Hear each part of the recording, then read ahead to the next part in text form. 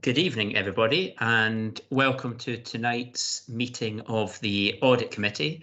I'm Councillor Ian Castey, the chair of the committee, and the meeting is being held informally to allow us to continue to meet remotely. And as always, we're being streamed live on YouTube to the viewing public. Usual housekeeping points for everybody. If we make sure that everybody keeps their microphones on mute unless they're speaking, just to make sure that the audio is nice and clear for everybody listening, and people could wait for me to call on them before speaking. Also, councillors, if you're able to keep your camera on, that would be very helpful. Obviously, if there are any connection issues, then we understand. And officers, just again, we could remind all officers, please, if you can make sure that you introduce yourself before speaking for the first time, just so for the benefit of those of us in the committee and for the members of the public watching the meeting on YouTube.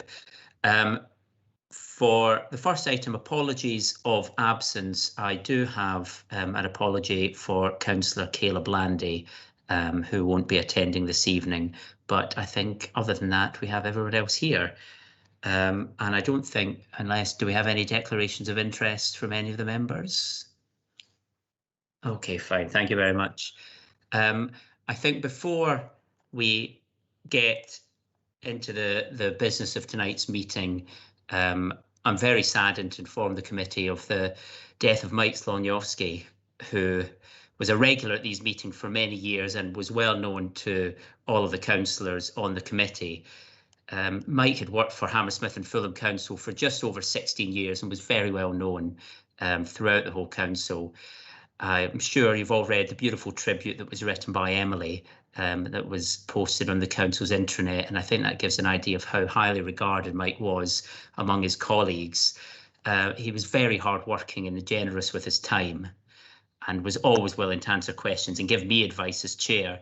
When I was first elected in 2014, I was fairly daunted by the task of chairing the audit committee, and Mike was one of the very first officers that I had a formal meeting with, and he was extremely supportive and helpful to me as chair as I kind of found my feet in the role, and continued to really be supportive throughout my time working with him. I think I speak for everyone when I say his work really helped to overhaul how the council responded to risk, and when we faced the challenges of the COVID-19 pandemic, his hard work really shone through, and I think it made sure that we were very ready and prepared to respond quickly and effectively.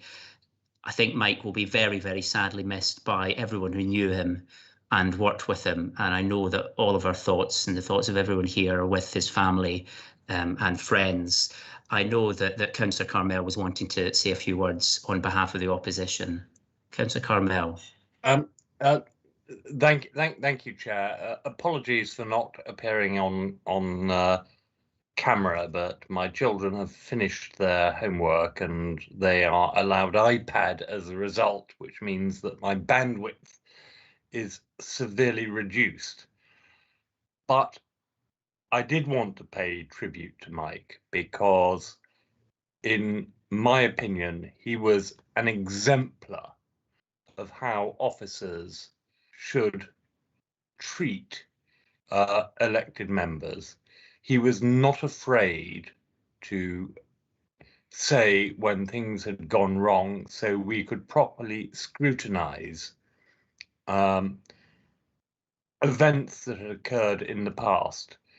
He was forthright, he was independent of the political nuances that we as councillors have to deal with, and I, for one, mourn his passing and wish to send my condolences to his family, and I just wish that we had more officers who exemplified the I'm sorry, it's such shock. He was at our last meeting, and I'm finding words hard to say. I always welcomed his contributions. He was informative, was knowledgeable, and he explained technical matters to us who were not au fait with the technical matters in a manner that we as mere councillors could understood. And once again, can I request that the committee clerk writes to the family and records our gratitude for his service and our appreciation of the manner in which he carried out his duties for this council.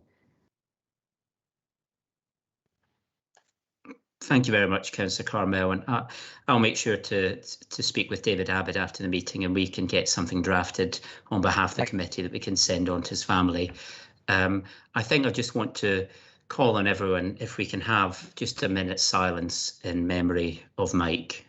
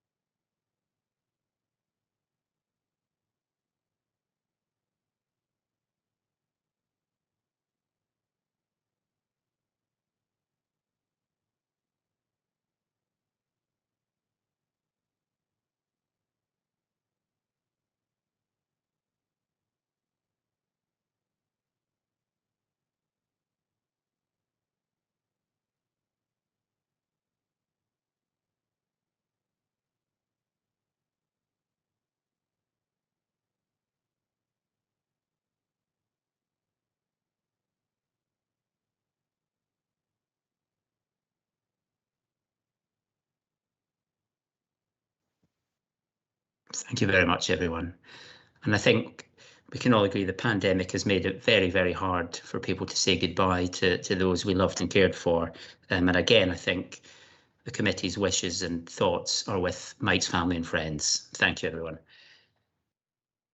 Moving on with the meeting, just to item number 3, we have the minutes of the last meeting. Do we have any questions or comments from any of the members of the committee about the minutes from the last meeting? If anyone wants to put up a virtual hand or raise a hand, are we all happy? I'm seeing some thumbs up and some nods, so I'm assuming we're all happy then. So we'll move on to the first main item of the agenda. So we have item number 4, the annual health and safety at work report. And we have Paul Barton with us to speak on the report. Paul, if you'd like to introduce yourself. Good evening, Chair. Good evening, Chair. Good evening, everyone. I'm Paul Barton. I'm the Head of Corporate Safety. This is the executive summary of the annual health and safety at work report for the financial year, last year, 2020-2021. It's agenda item 4 in your agenda pack, by the way. The annual report for last year's performance in health and safety management is dominated by the response to coronavirus. The report details the measures taken to ensure the safety of officers working in essential services within the borough and those relocated to a home working environment. The report also outlines the development and success of staff wellbeing initiatives, spearheaded by People and Talent, demonstrating the ongoing close link between the work of the corporate health and safety team and the People, Talent and Transformation team. No health and safety executive enforcement action was taken against the council during the year. There were 5 health and safety executive reportable injuries, all occurring to employees. This compared with 7 in the previous year. However, for all the incidents, the rate more than halved as a direct result of many employees working from home. Violence and aggression incidents followed the trend likewise, but it was noted that these incidents in one service actually increased in number, and an assault on one council officer was reportable to health and safety executive. Work is in progress on a campaign asking residents to respect their public services and to inform that violence against staff will not be tolerated. A breakdown of matters brought to the Health and Safety Board is given in the report, and these were presented to the Senior Leadership Assurance Team in May. A summary of progress is detailed in the report. Notable matters here include a review of the driving at work policy via a policy review group, a review of the personal safety and lone working policy, a realignment of the violence and aggression register into a corporate employee protection register, the introduction of an up-to-date incident reporting system, and a revision to safety responder duties that now involve all management grades as defined in policy. Moving on to the forthcoming year, i.e. the year we're now in, the report gives our 7 key performance indicators, and these will be, number 1, fire safety policy, to encompass housing services higher risk residential buildings, and also the general increased accountability and responsibility of duty holders in the forthcoming legislative changes. There will be a statutory requirement for the accountable person to provide a safety case report that demonstrates how building safety risks are being identified, mitigated, and managed on an ongoing basis. There is also a forthcoming legal requirement for the accountable person to appoint a competent building safety manager to support them in managing fire and structural safety risks in the building day to day. Number 2, coronavirus. To provide further information, instruction, training and supervision to manage infection risks, but with a greater emphasis on infection control through hygiene practices in the workplace. And here we'll be working with the recently appointed infection control nurse. Number 3, training. To produce a clearer health and safety training policy, including centralised training in the principles of risk assessment, manual handling, and the control of substances hazardous to health, as well as identifying specialist training areas and the competency level within those areas. Number 4, driver risk management. To develop the findings of last year's policy review group and revise policy by exploring digital solutions for driver risk management, particularly within the grey fleet, which means employees that use their own private vehicle or a leased vehicle when at work for the council. Number 5, risk profiling. To set our health and safety key performance indicators for transformation and onward business as usual. Questionnaires will be returned to corporate health and safety. The resulting realigned risk profile will inform health and safety audit in the road to recovery and in our new ways of working. Number 6, stress survey indicator tool. The stress survey indicator tool is to give an accurate picture of work-related stress within the wider context of employee health and well-being during transformation and onward business as usual. The indicator tool is an electronic software solution to replace the current based process. Finally, number 7, display screen equipment in the home environment, to raise awareness of the importance in e-training and self-assessment during transformation, and again, onward business as usual. We also need to consider longer-term safety of council work equipment in employee homes. Electrical safety is assured through evidence of portable appliance testing for items dispatched during the previous year, but this equipment will need to be retested at a specified point in time. That's the end of the executive summary for the annual health and safety report for last financial year 2021, and I'll now, Chair, be happy to take any questions from the committee. No, thank you very much, Paul. That was really, really helpful. I just had a couple of questions. First, obviously, you'd mentioned some of the issues that have arisen with the number of staff who are now working from home. You mentioned kind of display screens and electronic equipment that members of staff might be using in the home. I was just interested, what's the council's policy with regards to providing things such as chairs, desks, wrist supports, etc. I'm assuming there is a policy, but I know from quite a few other organisations and colleagues and friends who've been working from home that maybe some people aren't quite aware of what they are allowed to ask for or etc. Are you able to just fill us in maybe a little bit on what the council's been doing in that regard? Yes, of course. The equipment is assigned through a basic provision of equipment, which is provided after a basic assessment. And if there's any supplementary equipment that is required, that's also identified within that assessment. It's a self-assessment. It's scrutinised and verified by the corporate health and safety team, and then the employee's line manager will make the equipment request. We will verify it, and then it's dispatched through digital services. It's a process that at the moment is working well, and I'm confident that will continue to do so. And do you think staff are they know of this and they feel kind of confident and capable, you know, that they can ask for things and they will be allocated equipment? Yes, we've had a number of communications to staff through Engage, through our intranet news, and that has promulgated the accessibility to equipment request process and also to the assessments. And where staff are not quite sure of the direction, then we can assign them and get them back on the right road to that. Okay, thanks very much. The other thing I just wanted to comment quickly, you mentioned the use of the grey fleet, so members of staff who use their own cars for work-related purposes, I'm assuming kind of driving around the borough, etc. Is there similar policy for staff who walk or cycle or scoot or whatever around the borough?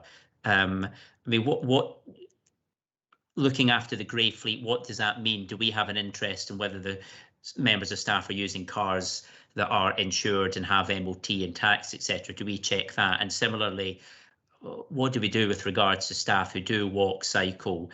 Is there any kind of provision or what kind of policies do they fall under? Well, in terms of staff safety, Chair, there would certainly be included in their risk assessments for staff that are walking, cycling, moreover, that's a higher risk. In terms of driving, it's to ensure that where staff are using their private vehicles, that they have the right insurance, that they don't have the amount of exclusion points on the license to prohibit them from driving. It's more of a due diligence check that we're obliged to do, and it also is for insurance purposes as well. So it makes sure that staff are safe enough to drive their own vehicles while on council business, and any other form of transport is covered in the general risk assessment for the service. For example, cycling, we would expect staff to have head protection when cycling at work. Walking may have its own risks. Public transport, of course, was one that we looked at with coronavirus for essential services that were returning to work. So all modes, all means of travel around the borough at work while the employee is at work is subject to risk assessment. And is there any requirement for staff to have carried out something like bikeability, to whichever level as part, if they are using a bike as part of their work? Not currently. Is that something to think that would be worthwhile looking into, or do you know if that's something that other employers and councils require? It's something that we can discuss at London Council. Certainly, it's a good idea. Ordinarily, when we're looking at measures, we're looking at accident trends and incident trends. And I'm very happy to report that so far, to the best of my knowledge and from our reports, we haven't had any injuries from cycling accidents at work. Okay, no, that's very good. Thank you very much for that. It's very helpful. I noticed that Councillor Carmel has a hand up.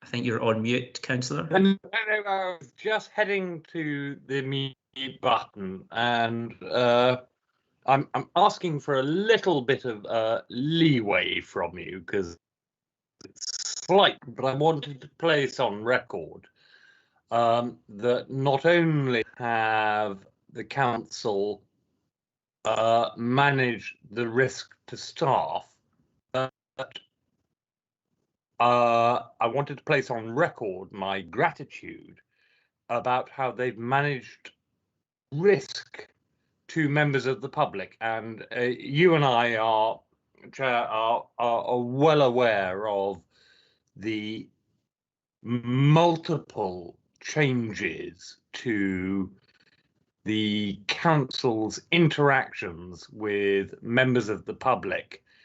And I wanted to place on record my personal thanks for the way this was thought about and implemented, and has undoubtedly reduced the risk of infection to not only members of staff, but also to our residents. And I'd just like to place that on record.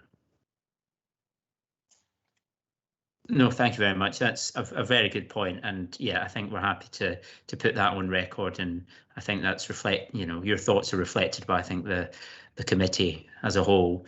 I'm not sure. Do we have any other questions from councillors? I'm not seeing any hands up, virtual or otherwise.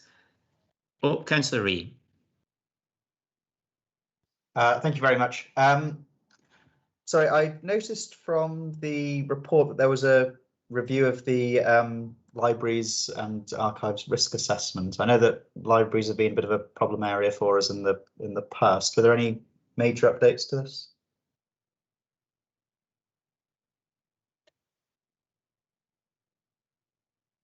Not major updates, Councillor.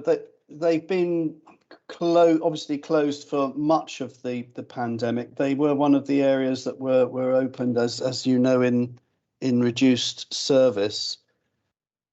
Most of the reviews in libraries have been around just verification that the COVID safe procedures were in place. Yeah, it's been an unusual year for libraries, but they will be audited in the usual way during this financial year. Thank you very much. Thank you. Councillor Sanderson. Thank you, Chair. Hi, Paul. I had a couple of questions about not just the equipment, but also how we're onboarding and offboarding staff in a safe way during the pandemic and whilst everyone's working remotely. I imagine it must be challenging to get to work through logistics of equipment back, but how we were making sure that we were onboarding them in a way that was secure and making sure that they were adhering to all the correct protocols and offboarding them in the same way. Yeah, thank you, Councillor. That's a good question. Any staff that are onboarded during the pandemic will be, if they're coming into the offices, they'll have been through a service that's got the OK from TAG and verification from Corporate Health and Safety. A lot of the induction in health and safety is done online, so that's fairly straightforward. That's done through a system called the Awaken software process. So much of it's done online. The collection of laptops and other hardware, telephones, mobile phones, is done through Shortlands, which is a COVID secure building. We have an outlet there on the first floor. That's COVID secure, and a small team work there. The new employees or the new people onboarding will need to complete an individual risk assessment before they granted access to council buildings, and that their service has also been authorised to do that. And there, through the individual risk assessment, we can pick up any information that might suggest that we would deliver the equipment to them rather than get them to pick it up. There are ways around it, and part of that's been coordinated through the digital services home delivery service as well, which is, and that's working very well. Offboarding, a similar process. I actually had a member of my team leave during the pandemic, and we did the same process for offboarding, make sure the employee has an individual risk assessment, and that we're in a service that has the authorization from COVID board to return to those buildings. That's broadly how it's been working. With services that are already working, the essential frontline services, it would be a case of checking individual assessments and any other necessary documents before allowing them to join the team in a socially distanced format and following the risk assessment for that service. Thank you. I noticed some district services and leavers. Are we carrying out exit interviews during this whole period to make sure that we are managing that remote leaving process beyond the kind of nuts and bolts of making sure we've got equipment? Yeah, line's very bad, Councillor, but I think it was a question about exit interviews. That's it. People at Talent and Transformation will be able to answer that. I don't have that answer at the moment. That's fine. Apologies. I think that's my signal. I also have a question. Forgive me. Appendix 4, the risk register, which I think is on page 6. I just had some questions about how. I mean, obviously, I appreciate that risk registers for major events can be quite hard to pull together. So, just looking at those, I wondered if that maybe needs another look at. I don't know if we're expecting an imminent strike from the firefighters, or why we think undermining democratic activity will have such a low level of impact. Is that there's a few there which I thought maybe we could have another look at. I think you're referring to the general I'm going to turn off my camera. Corporate risk Better. register. Yes, so 4 on page 36. Apologies if you're the wrong person. Yeah, I think that would be. If this isn't working, I will just send a follow-up question. If my okay, thank you, Councillor. Yeah, I think that's good enough for this. It might be item 5. Yeah. Yeah, understood. Yeah, Councillor Sanderson, feel free to put your video off if that improves audio quality. I think the I have done. There we go. I think that refers to an item from the main risk register, Councillor, which I believe I think David Hughes may address that later in the meeting. I think. Yeah, happy to do that, Chair. Yeah, that's it. That's fine. I'll great. Okay, thank you. I don't know if we have any other questions from councillors. Councillor Rhea, he's got a hand up.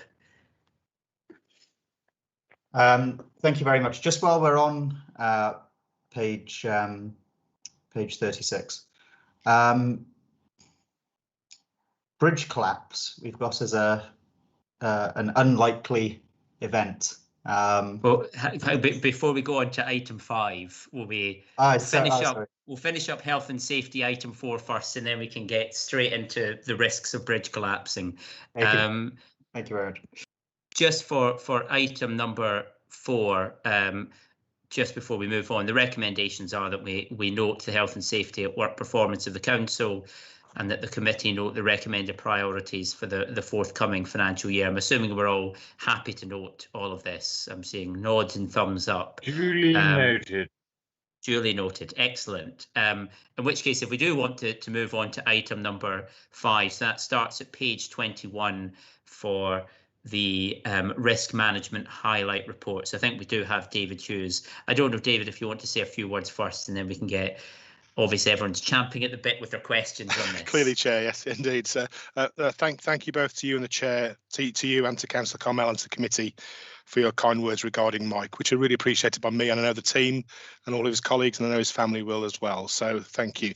And this is very much Mike's report, and it's in a testament to all the work that Mike has done with us over many years to build up the risk management arrangements at Hammersmith and Fulham. So he sets out the background very clearly in the first section, And then we move on to some of the key controls for some of the standing corporate risks that you'd expect on any corporate risk register, and particularly around safeguarding, resilience, health and safety, financial management, cybersecurity, and so on. And it's something that over the past sort of 18 months we've been reporting to you around the COVID risks. But when we come back in September, what we will do is bring you a refreshed corporate risk register as well. That's been kept under review as we've been going through this period, but clearly the right focus has been on what's been happening in our response to coronavirus. So the report then goes on to set that out in terms of our arrangements for the past sort of year or so. And paragraph 28 sets out a number of the key controls that are in place and have been operating for some time now to protect residents, to protect staff and the council in terms of the coronavirus pandemic. The appendices, first of all, we set out the various aspects of coronavirus impact and the way in which the council is responding really well to those. And then just to pick up very briefly on the points that Councillor Sanderson raised. So in Appendix 3 on page 35 and on Appendix 4 on page 36 of the report, we have produced for you the one-page national risk register produced by Her Majesty's Government back at the beginning of the calendar year. So just to give you an idea of the kind of risks that are on the national register, and we've been working with colleagues in terms of some of the local responses and mitigations that are in place there to make sure we have those adequately covered on our local register.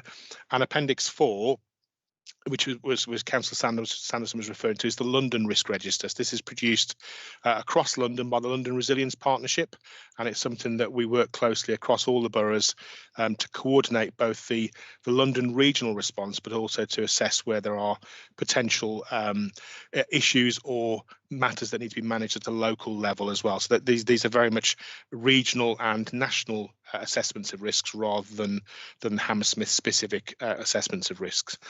Now, in those appendices, obviously, there are lots of detail there, so it's really good that we've got senior representatives from each of the directorates here, so we can pick up any questions of detail that you have, or I'm happy to pick up any questions around the report as a whole as well.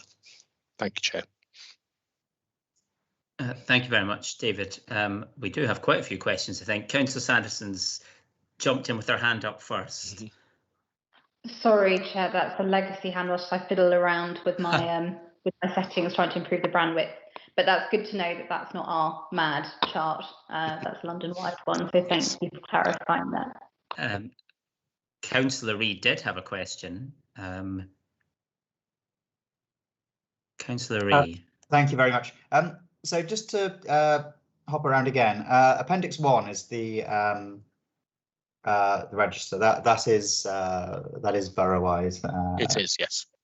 So am I right in thinking this is the one that used to have numerical values next to the risks, and this has now just been replaced with colour? Are we? I just want to make sure we're sort of comparing apples with oranges rather than and we haven't just sort of completely changed the No, I can reassure you this is a slightly simplified version of the register we used to bring before, which did have the greater detail in terms of numbers. So we just tried to focus on the risks and the mitigations, but the way in which those risks are assessed is exactly the same. Excellent, thank you very much. And just go back to page 36. Which volcano in particular are we worried about?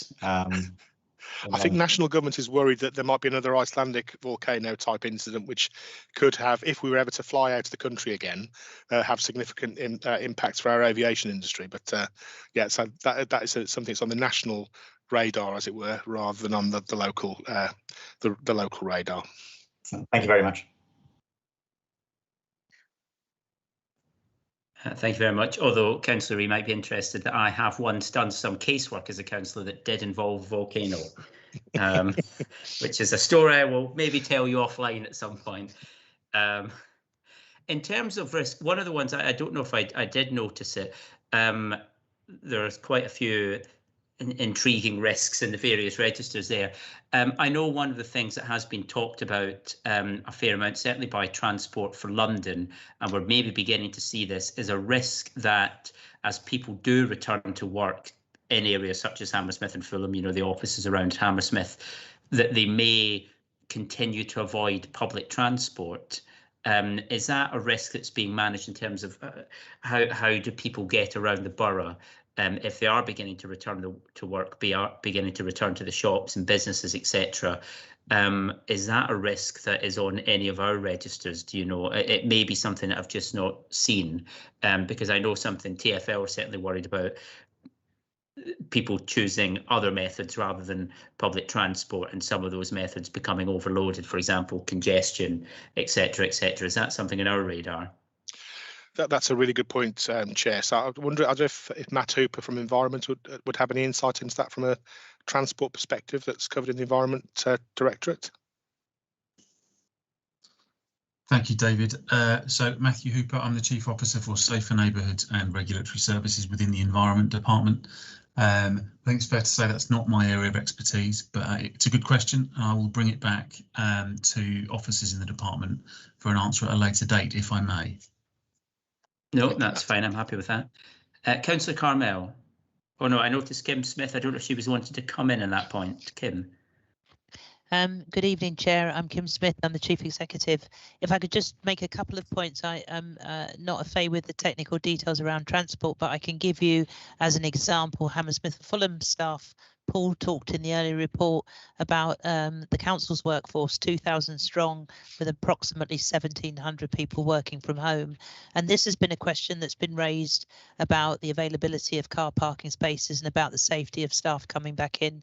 First of all, we're very much staggering that and waiting until the right time, which should be early autumn, to start introducing some staff back to work. We've looked at staggering the working day, bringing some people in later in the day so that we avoid the peak hour. We've looked as well at people working weekends. Tomorrow we've got an all-staff event following a staff survey where we're asking staff a little bit more about how we can elongate the opening hours by varying how people work. So it's all very much work in progress. But the other piece of work that we're doing is consulting with other large employers in the borough to talk about their policy for hybrid working in order to try and stagger those people using public transport and those people returning to work. Thank you. No, that's very, very helpful. And I'm really happy to hear that we are talking with other employers. Obviously, there's quite a few corporate headquarters in the borough, and I'm assuming staff will be beginning to return there. Councillor Carmel had a hand up temporarily. I don't know if that's a new hand or an old hand. Yeah, I've totally forgotten the point I was going to make, but I'll move on. I'll move on to another point that was raised previously, which is the danger of bridge collapse, which is under this item on the agenda. And I note that we are within weeks of meeting Councillor Cowan's assertion that the bridge will be reopened to vehicular traffic within 2 years. And this was a promise made by him in 2019. Can we have an update on A, if the bridge is in danger of imminent collapse, or at least can it be opened to pedestrian and bicycle traffic across it? Because I don't need to go into the details. We all know the hardships that have been suffered by the residents of Barnes trying to get to schools in Hammersmith, and I'm not trying at this stage to make a political point, but I do think that we as a committee deserve an update.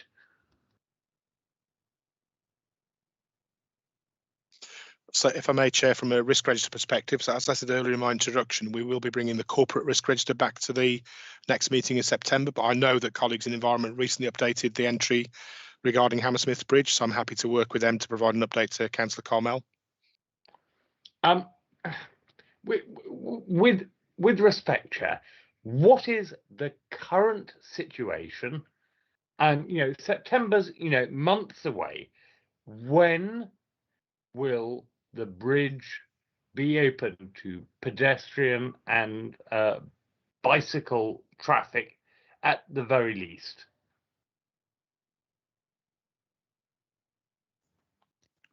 Kim has a hand up. Councillor Carmel, as David Hughes has said, in September he can bring a report on that. There's no further information that I can give you than what you've already reflected on. I don't have a date when it will be opened, and so I can't ask officers at this meeting to give you any more information on that. You'll know that it is very much this administration and the officer groups wish to have the bridge reopened as soon as possible, and you know that safety concerns have been the issue as to why it was closed. There are a number of reviews that are ongoing, and as soon as those are concluded and we've got more information, then Audit Committee will be one of the first committees to know, and we will update accordingly. But I'm afraid at tonight's meeting, there's no more detail that I can provide councillors with. I'm deeply grateful for that open and honest answer, but as I'm sure you're aware, you will have read the same articles in the New Civil Engineer magazine, which provide, shall we say, a slightly different interpretation on the answer that you gave. And you will understand that the administration has failed to share any of the engineering reports with the opposition. So we are reliant on the professional trade magazines like New Civil Engineer for updates on what is going on.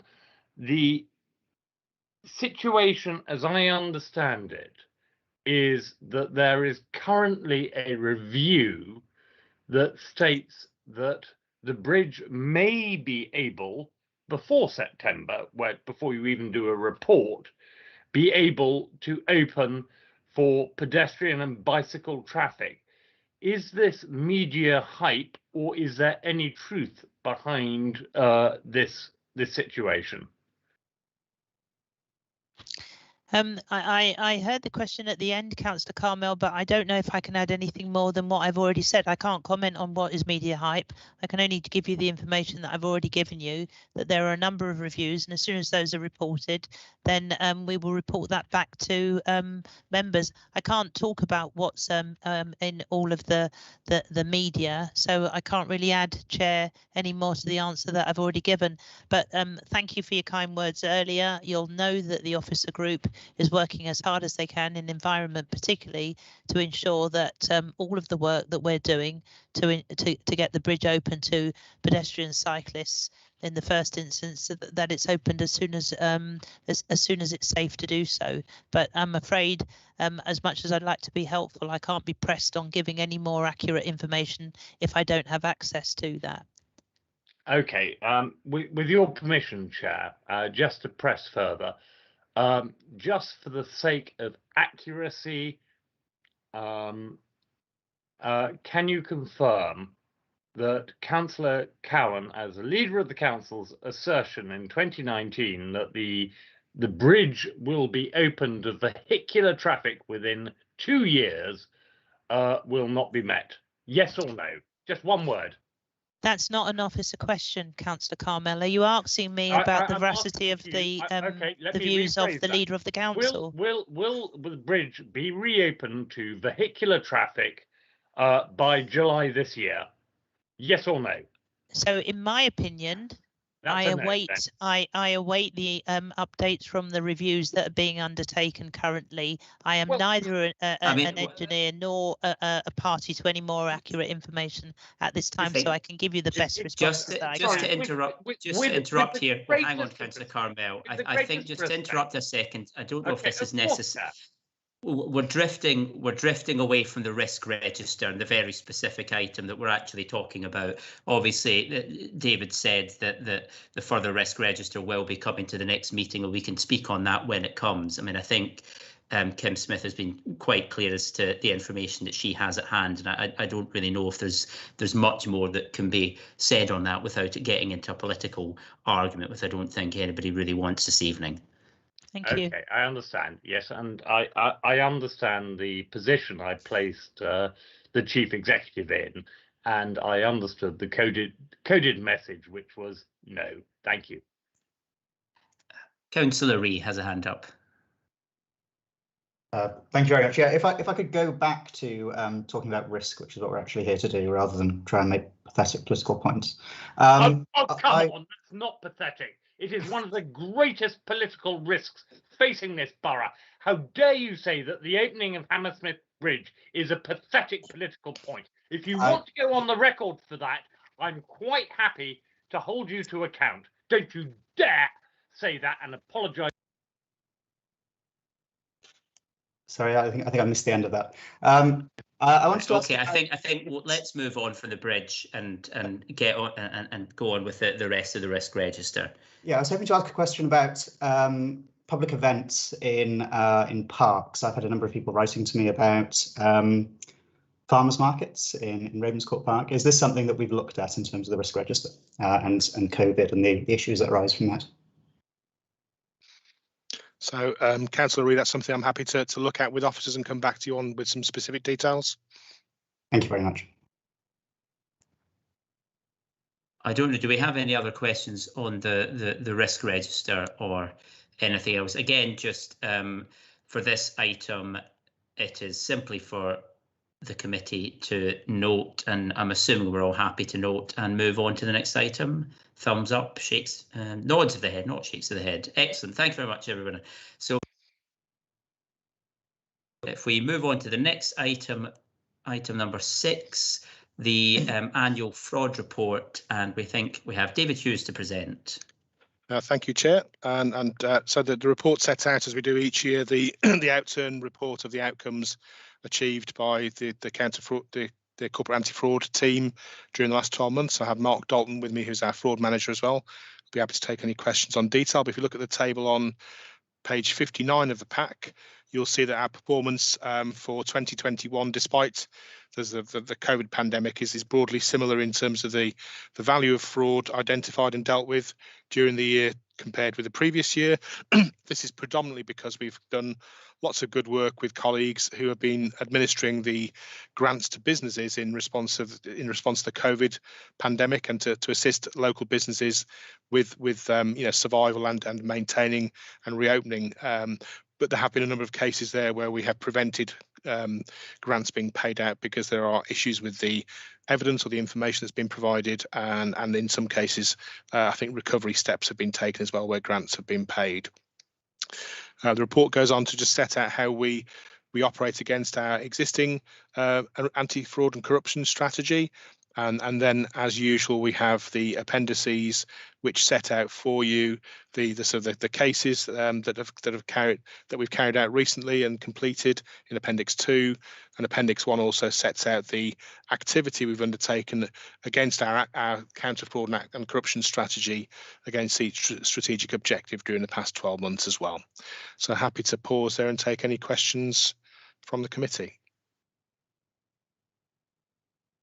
Thank you very much, David. Just very quickly, with regards to the business grants, how much of the time being spent by the team, obviously certain things, as with everything, certain things will be less of an issue because of COVID, but how much work has the sort of business grants given to the team in terms of dealing with the issues of fraud? Because obviously it's a relatively significant financial value and a number of cases. Has that maybe taken away from other areas of work? I think what we've found, Chair, is that because it's been very difficult, tenancy fraud is usually a big area that we would be looking at, but because of the difficulties in terms of carrying out tenancy fraud visits, which are a key part of those investigations, we've been able to be flexible and agile and actually use that resource instead to carry out the work on the business grants. So we've taken the opportunity with one type of investigation not being able to be pursued as much, to switch that resource onto the business rate grants, which has actually helped the authority to make sure it's paying the grants to those businesses who actually are eligible and entitled to receive them. Just, I don't know if this is a figure you'll have at hand, but in terms of the financial value it gives us, £460,000. What's that as an actual percentage of the full amount of business grants paid out? Do we know how much was paid out in business grants? I think it's a relatively small amount. I don't know if Emily may have the total figure of, or an approximation of the total value of grants paid out through the various grants to businesses.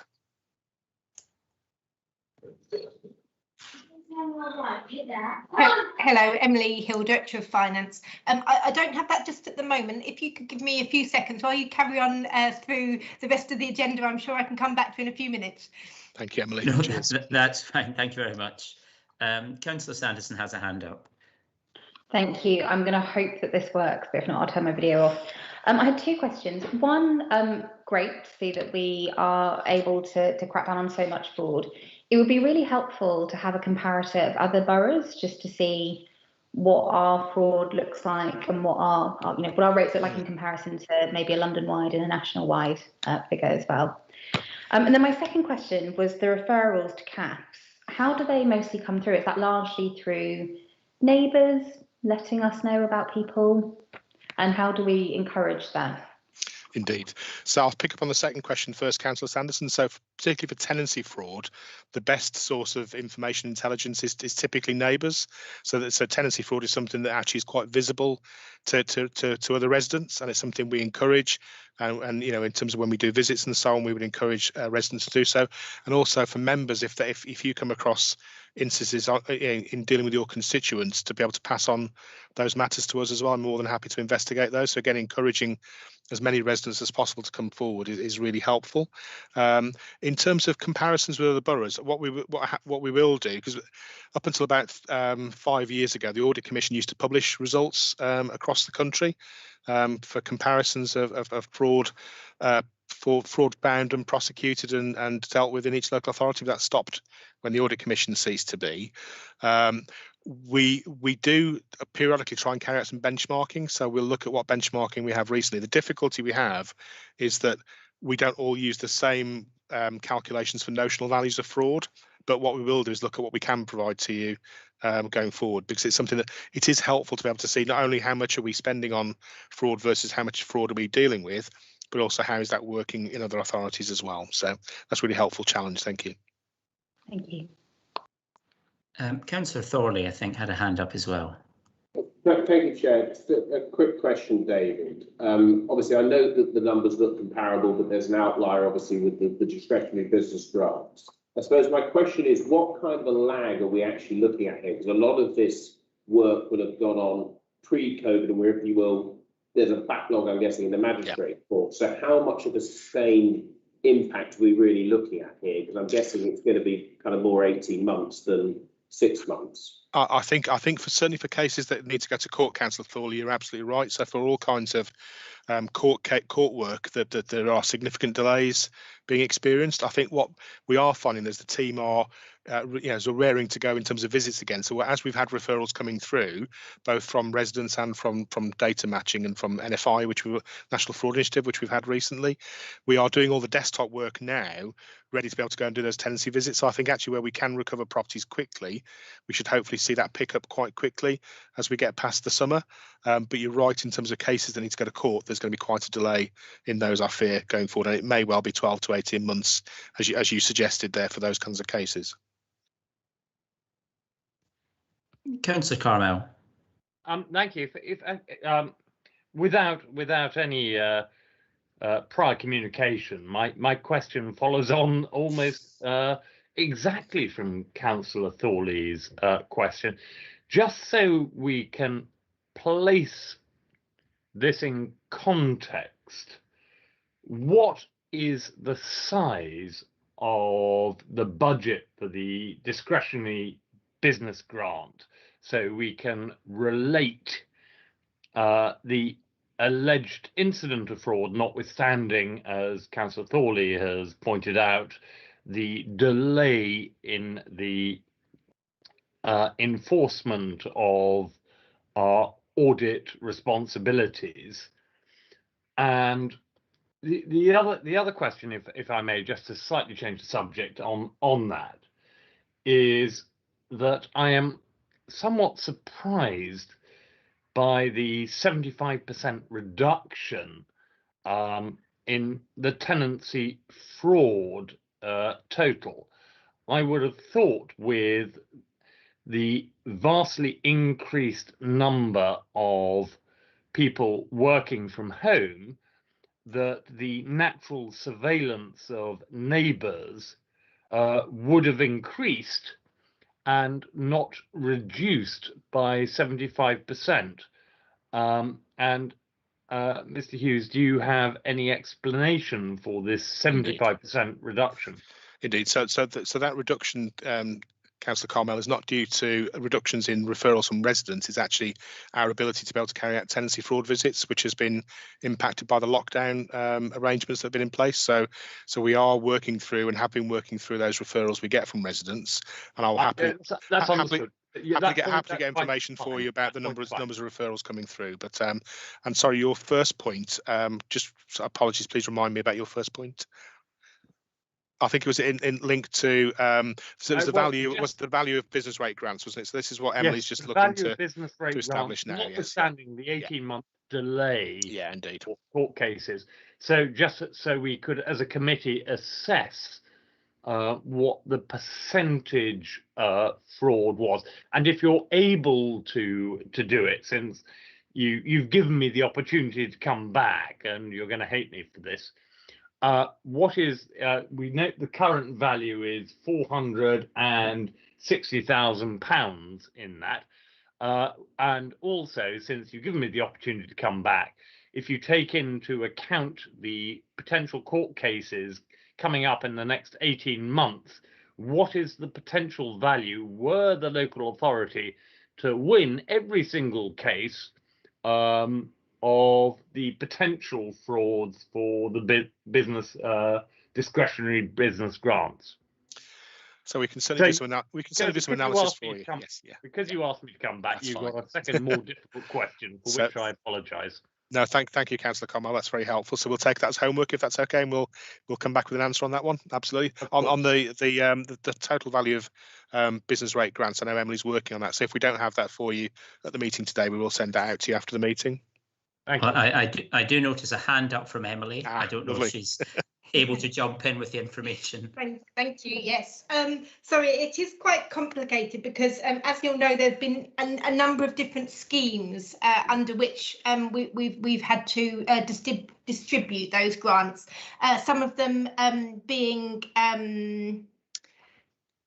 where the terms have been set by government, so it's very specific as to which business gets which grant, so that will very much depend on their business rate status. And then there are the discretionary grants, which I think are referred to in here, and there are a number of themes and different discretionary grants as well. I think I'm not sure whether your question was on sort of the total amounts of grants. If I tell you the figure essentially for 2021, this was just before closing, and we're closing all of the accounts now and just making sure that everything is correct and in the right year. So you just need to take these as draft, but enough to give you a ballpark, really. There's about 74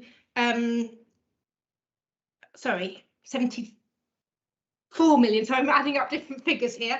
74 million of business grants, but in that financial year, the discretionary elements, certainly the first discretionary grants were 2.4 million, but then we started to have additional discretionary schemes called additional restrictions grant, and that was 3.7 million, sorry. So 2.4 plus 3.7 7.1 for the discretionary elements, but then much more significant that the schemes that the government gave us the terms with which to administer, which was 50 and 30 and 7 did that, so 87. That was for the 2021 financial year. There are continuing grants in 21-22, although we're not clear whether they will continue further again, given that the lockdown, sorry, not the lockdown, but the restrictions and Freedom Day, as it's been called, was deferred by another 4 weeks, but the grants that we know about for this financial year from the 1st of April is 20.7 million. That's the allocation, and we need to get that out the door by the end of July. I'm grateful, and with your permission, Chair, just as a point of explanation, that I had a very complicated piece of constituency or ward casework where somebody closed his business in March last year and was in to transfer it to a new property, and was doing it up when lockdown was imposed, and there were all sorts of rules and regulations because it wasn't an existing business. But that was up by the by, which was why I was asking. Thank you. That's right, Councillor, through you, Chair. For a number of those grants, there were very, very strict criteria, which, as you've suggested, Councillor Carmel, absolutely did depend on a business's business rate status at a particular point in time. As you say, there were some grants that were discretionary, and the council therefore looked to support local businesses through its policy on distributing those, which would have been slightly more flexible, but still must have had a policy to enable us to sort of be fair and consistent. But the vast majority of those grants that were paid out were in relation to the very specific government schemes. I'm conscious that I sort of threw a lot of numbers at you, so it may be useful if I just try to provide a written summary after the meeting, just with a few of those headline figures. That would be really, really helpful. Thank you very much. Just to come in, just moving topics slightly, in discussion about housing fraud, you obviously mentioned, David, the idea that a significant number of referrals do come from neighbours and from members of the community who sort of live near to properties that they have suspicions about. One thing I did want to find out, it came up again in my ward with regards to block-wide renovations. So, for example, there was a block in my ward where all of the front doors to the flats were being renovated. And I think the Residents Association, which is very well organised and very together, I think they had some concerns. There were a few stragglers, residents who were quite difficult to contact when they were having these renovation works carried out, and I think there were a few suspicions from some of the longer term neighbours that the reason they were difficult to contact is there was possibly subletting or something like that going on. And I know in this instance, I think one or two of the residents did contact the council with their suspicions, but how proactive is the council when we're carrying out work like this, when we are doing block-wide work that involves having to go in and out of residents' properties, whether it's, you know, work to upgrading windows, upgrading front doors or whatever? Are we being quite proactive in checking tenancies when there are those kind of few stragglers at the end who are difficult to get in touch with for whatever reason? I'm sure there are lots of legitimate reasons for that, but likewise, I'm sure there are reasons where somebody is trying to avoid the council. How proactive are we? What's our policy around that? So that's a really good question, Chair. I think there are some areas where we have been proactive in the past. So, for example, when the council carries out gas safety checks and is unable to gain access to properties, we've carried out proactive checks there, but we'll take the point back and discuss with colleagues in housing as to how we might work with them more closely, as you say, when blocks are being renovated. That's it's a really good way in which we can potentially pick up some more cases and to assure residents either that actually who is there should be there, or if there are cases we need to deal with, we would deal with them. Thank you. Thanks for that. Councillor Sanderson has a hand up, but I don't know if it's a phantom hand or a new hand. Sorry, that is a phantom hand removed. A phantom hand. Councillor Carmel does have a new hand up, however. He does indeed. I'll try my camera again. Just following on from Councillor Cassidy's question, and again, it's what I call a legacy question. I remember back in the 90s that the council, when it was doing a tenancy verification event, for want of a better word, used to write to the registered tenant in advance saying that they would attend at a certain time, at a certain hour, to ensure that the registered tenant was present. Have we, and pray God that we have we altered this system so we do unannounced tenancy inspection visits? So I can assure you, Councillor Carmel, that's exactly what we would do. So I think, yep. Done. There we go, an easy one. I don't know if we have any other questions from councillors. I'm not noticing any hands up, in which case, again, the report is for noting, and I'm assuming we're all happy to note. Thumbs up.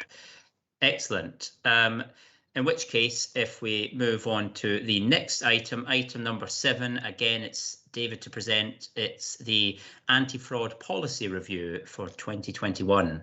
So thank you, Chair. Just very briefly, so each year we bring back before you for consideration the various anti-fraud policies for the council. So this is helpful for us in terms of raising the profile and conveying the message to the organisation about the importance the committee and the council places on tackling fraud and corruption in its various forms.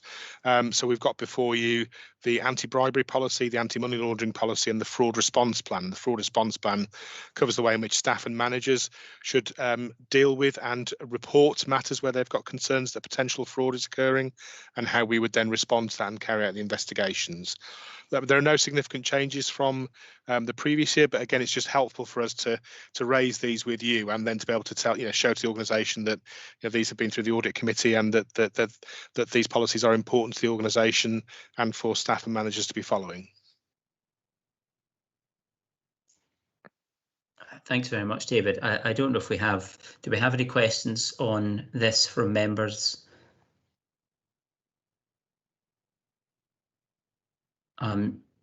Councillor Ree has a hand up first, I think. Thank you very much, Chair.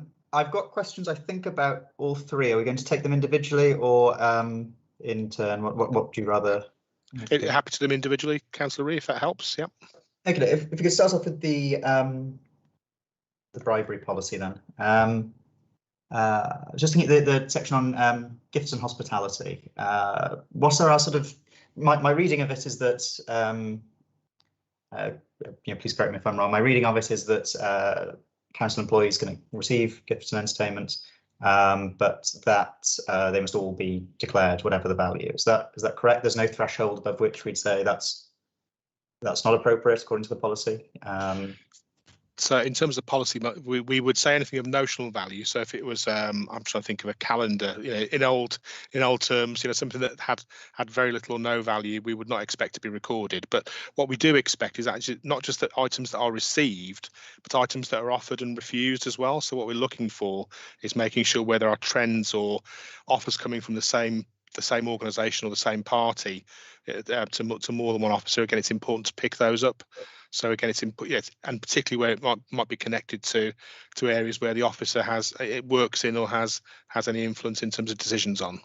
Yeah, absolutely. I mean, I completely agree with the comment in the policy that even some small gifts can arouse suspicion.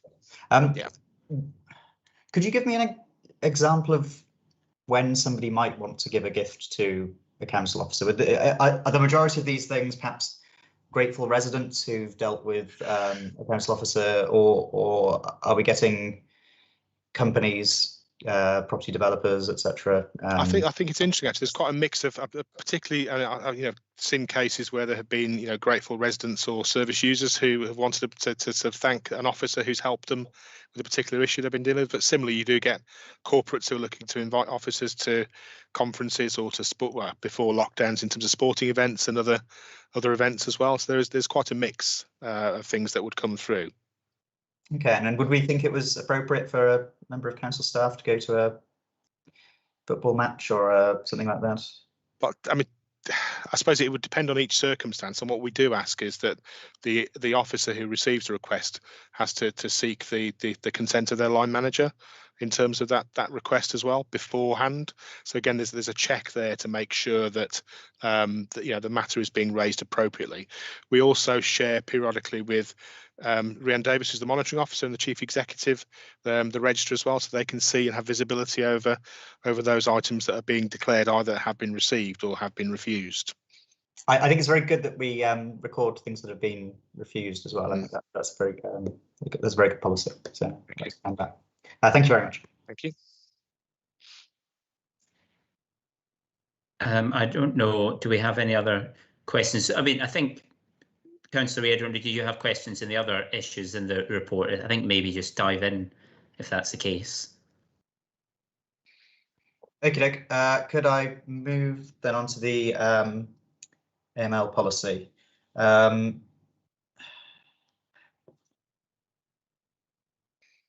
I noticed that we've got a limit for £5,000 for how much people can give the council in cash. This is one of my sort of pet subjects, I suppose, the risk of money laundering or tax avoidance or all these sort of things that go on when people pay large sums of money in cash. What do people pay £5,000 in cash to the council for?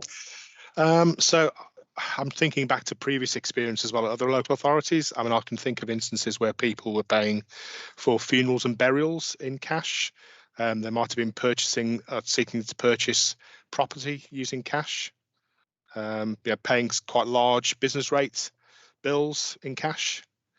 So a variety of things really, and where potentially where the council is due money or is providing a service for a cost, where people will seek to or would want to pay by cash.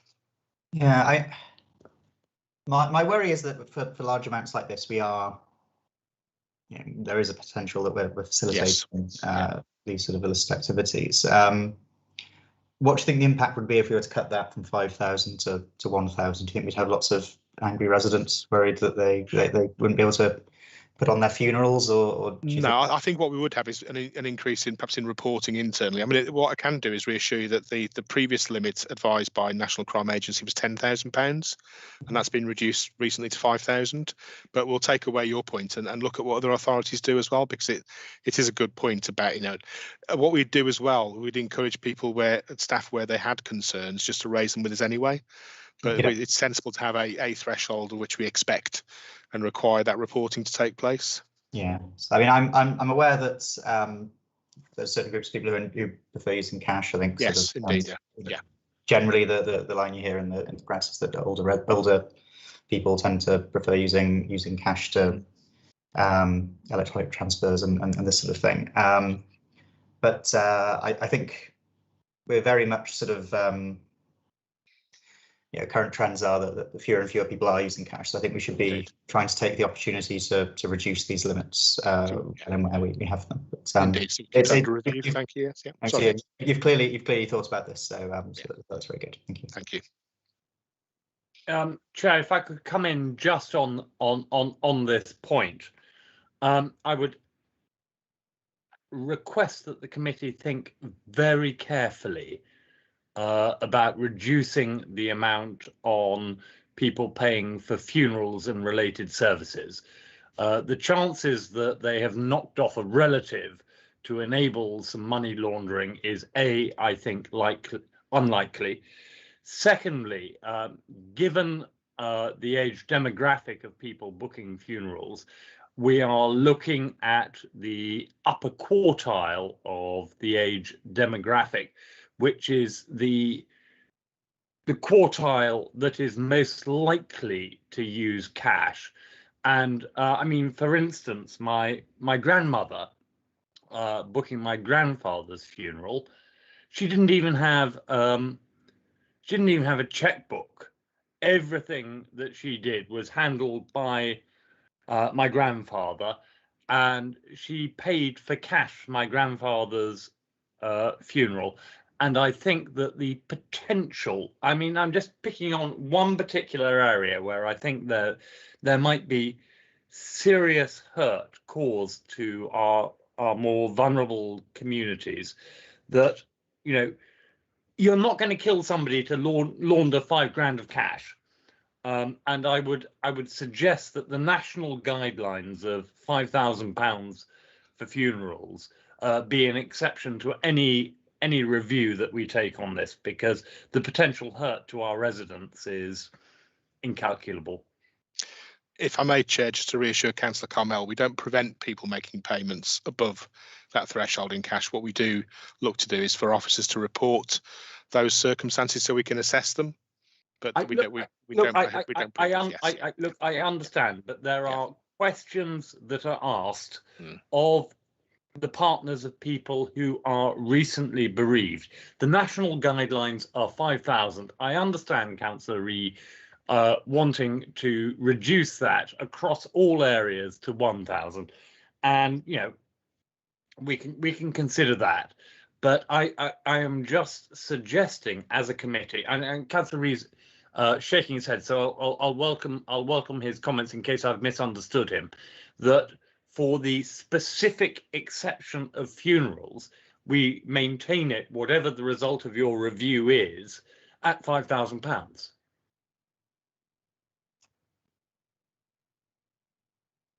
I think officers can take that away, and obviously, although I see Councillor Ree has a hand up. Sorry, yeah, just for clarification, I was just asking for there was an illustrative example. I was just asking what the impact would be of reducing the overall amount.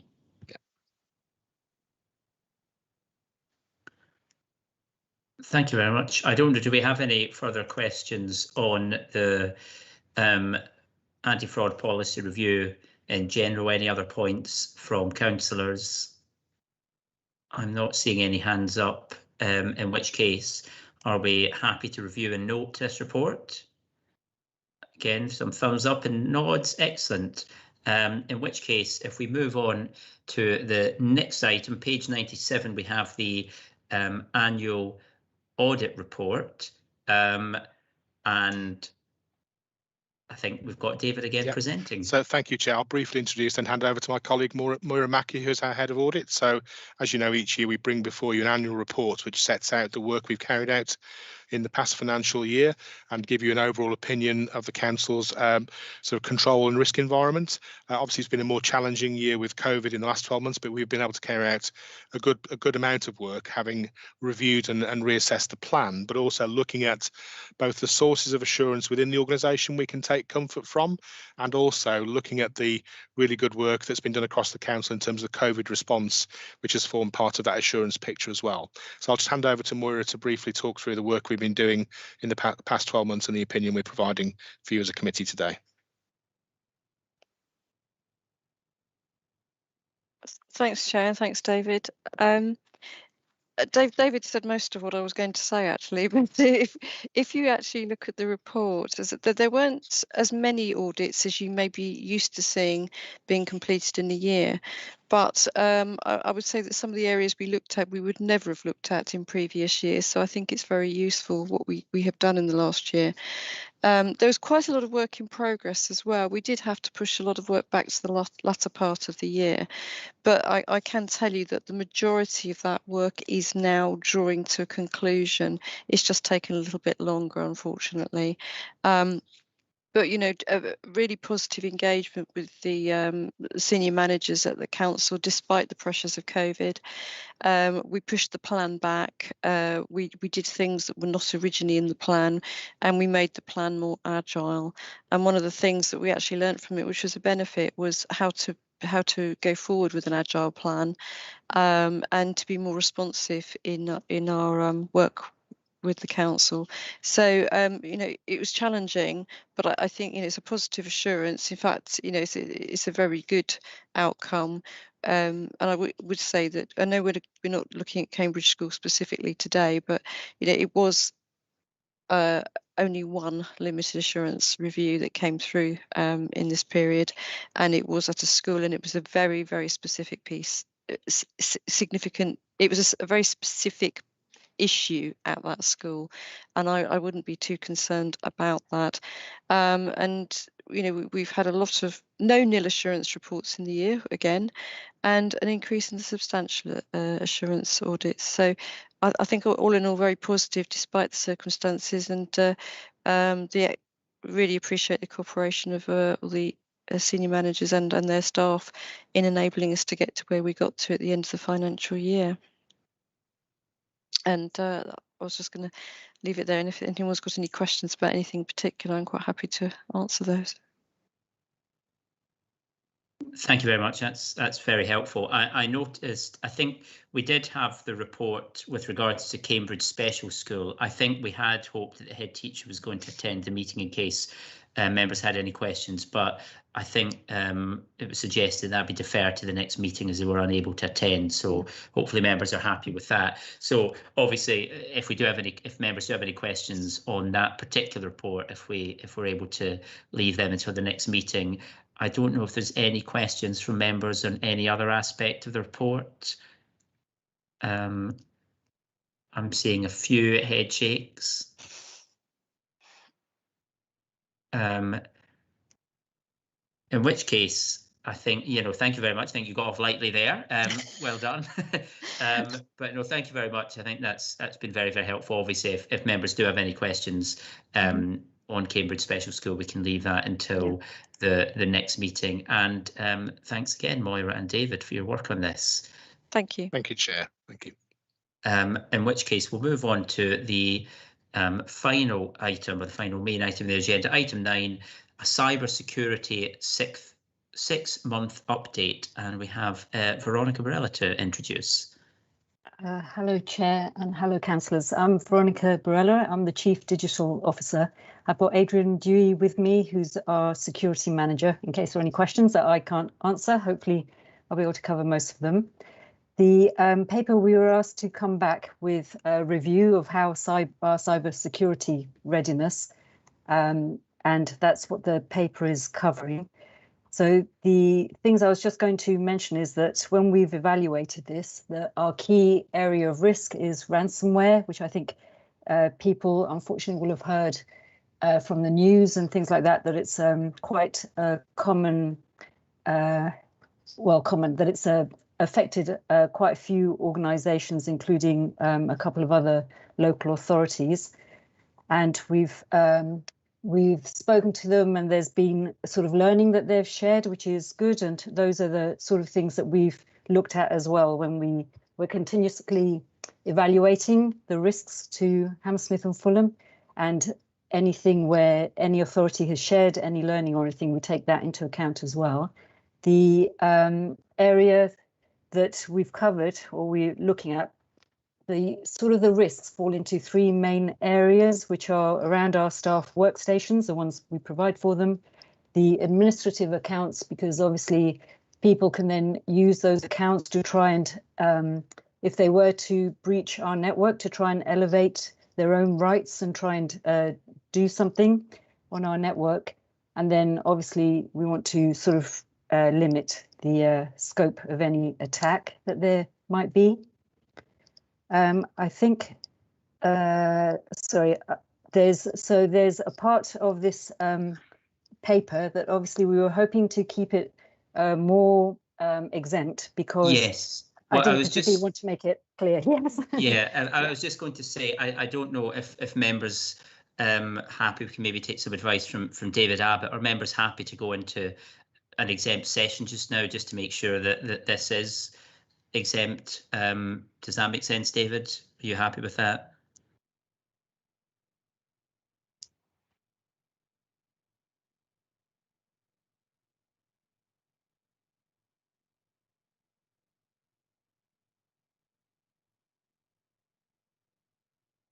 Okay, well, I think then, just so we can carry on that discussion and be secure in that, I think we just put it to the vote. Are members happy for us to go into exempt session and turn off the recording so we can discuss items in the exempt agenda? Are we all agreed? Yes. Excellent. I'm noting no dissension, so I think yes, we're agreed. So yes, David, if we're able to go into exempt session just now, and then we can be sure that any discussion on this item is private.